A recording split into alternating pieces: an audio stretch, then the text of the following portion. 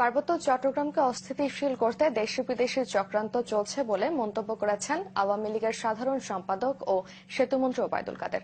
দুপুরে রাঙামাটিতে জেলা আওয়ামী লীগের এক সমাবেশে তিনি এই মন্তব্য করেন। তিনি বলেন, ৭১-এর পরাজয়ের প্রতিশোধ নিতে পাহাড়ে সক্রিয় রয়েছে কোনো বিদেশি গোয়েন্দা সংস্থা।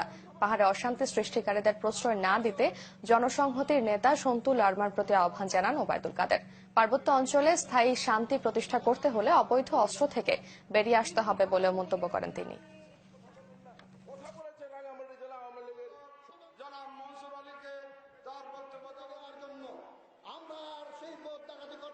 এখানে অনেক চক্রান্ত আছে দেশি বিদেশি।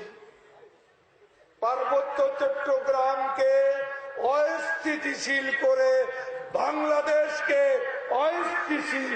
অস্থিতিশীল করার চক্রান্ত এখানে আছে।